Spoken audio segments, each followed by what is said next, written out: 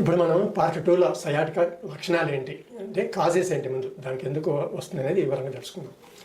మనం L4 L5 దెబ్బతింటే వల్ల సయాటికా వస్తుందని చెప్పినాము. దానికి కారణాలు ఏ విధంగా దెబ్బ తగులుతుంది, దానికి రకరకాల కారణాలు ఉంటాయి.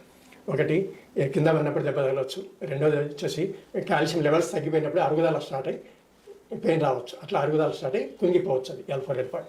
సో నెక్స్ట్ వచ్చేసి ఓవర్ వెయిట్ ఉన్నప్పుడు కూడా మన ఎముకలు అరిగిపోయి దాని మీద క్వశ్చన్ పడవచ్చు. ఇది మూడో రకం.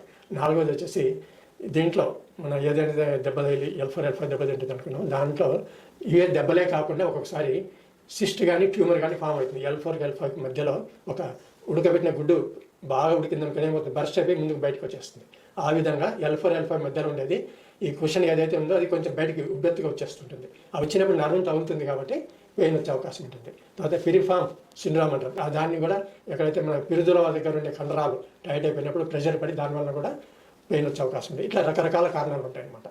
సో ఇలాంటివన్నిటికీ మనం తెలుసుకొని ఎక్స్రేలు చూసుకోవడం వల్ల ఏం డ్యామేజ్ ఉంది, ఎందుకు డ్యామేజ్ అనేది కూడా మనకు తెలుస్తుంది. సో ఇప్పుడు ఈ సయాటికా ఎందుకు వస్తుంది, ఎవరిలో వస్తుంది అంటే ఓవర్ వెయిట్ చెప్పుకున్నాం, దెబ్బలు తగలడం వల్ల చెప్పుకున్నాం.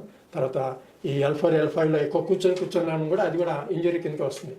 రోజు 10 గంటలు కూర్చొని కొన్ని కదలకుండా వాళ్ళకు కూడా L4 L5 దెబ్బతినే అవకాశం ఉంది. ఇలా చాలా రకాలు ఉంటాయి కాబట్టి దీంట్లో ఏ రకం ఎందుకు వచ్చింది తెలుసుకొని ట్రీట్మెంట్ ఇవ్వడం జరుగుతుంది. నమస్తే.